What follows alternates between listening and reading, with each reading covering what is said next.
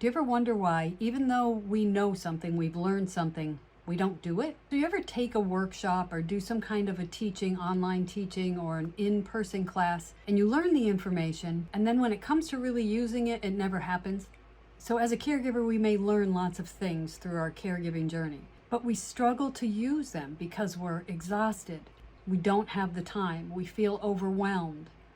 We judge ourselves. We're afraid of failing. In today's video, we're going to talk about the human tendency to learn things and then not put them into use. We're going to talk about how that might impact us as caregivers. And then at the end of the video, we'll talk about some strategies we can learn so that we can use the strategies we learn. For those of you who are new to the channel, I'm Tammy Provenzel. I'm a physical therapist and a life coach. I've been working with elderly clients and their families for over 20 years. Our healthcare system is not set up to provide guidance or resources for caregivers. So I started this channel to be a resource for those caring for their aging parents. So today we're going to talk about 5 big reasons why we as humans like to learn things, but then not use them. The first reason has to do with evolution. In the past, our ancestors had to learn to react quickly in order to survive. So the brain developed to prioritize quick and simple responses. But this tendency toward quick judgments and snap decisions helped our ancestors to survive, but in today's world can often lead to harsh self-judgment or overwhelm. The second evolutionary reason that we do this is called negativity bias. Our brain has a bias toward negativity because, again, for that survival strategy. So we're more likely to focus on negative outcomes than we are positive ones because it's trying to protect us. And it was useful in the past in dangerous situations that helped to save our life. But in today's world, this can lead to the overemphasis on potential failures, flaws, self-judgment, and the fear of failure. The third reason has to do with human psychology. Our human brain, although it can hold a ton of information, has limits. It has limits to how much information it can hold at any given time.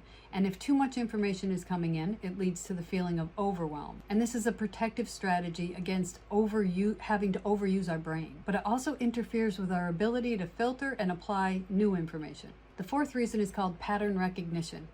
Our brains have a tendency to make things easier on it and form kind of mental shortcuts that allow us to make quick decisions. This can be really efficient, but it can lead us to make judgments based on incomplete information or past experiences, which aren't always accurate or helpful. And the fifth big reason we do this is because of something called homeostasis. It's our human brain being wired to stay in our comfort zone.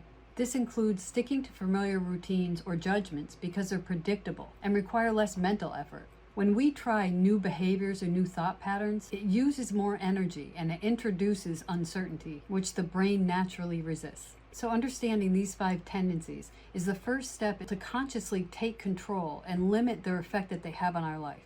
This allows us to be more adaptive, be able to make decisions more consciously and less subconsciously, especially when it comes to the hard things that we have to do every day as caregivers. Let's talk for just a minute about 3 things we talked about earlier. Lots of caregivers talk about a fear of failure, fear that they're not going to do this right, a fear that they're going to let down their parent or let down themselves. I also hear caregivers talk about the overwhelm of so much information.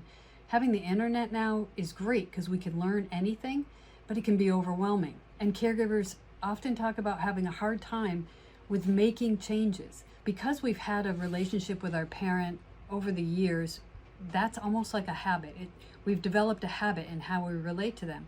So trying to make a change in how we relate to them can be really uncomfortable. So if you're feeling fear of failure, if you focus on one small thing, it doesn't feel so overwhelming. If I look at the way that I interact with my mom, after an interaction with mom, I would sometimes feel bad. I'd feel like I wish I didn't say it quite like that, or I wish that I didn't tell her what to do because I know that that's not helpful. So that's the one small thing that I focus on in every interaction I have with her. And I just keep practicing that one thing. And over time, it's gotten better.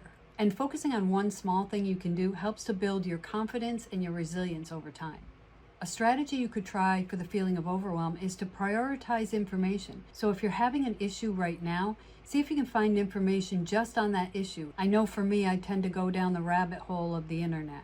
And I end up looking at all this stuff, and it's great information, but it causes so much overwhelm. A strategy you could try to use if you're avoiding the discomfort of changing. Remind yourself that our brains naturally want to avoid discomfort. but it results in us just sticking to the same thing we've always done.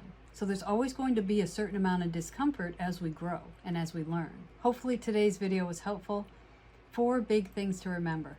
The more we know about how our brain works, the more power that gives us. The second is small, consistent action taken over a long period of time is where change comes from.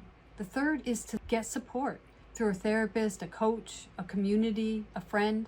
And the fourth is to see if you can learn how to embrace discomfort. So can you look at these really uncomfortable moments as potential growth opportunities?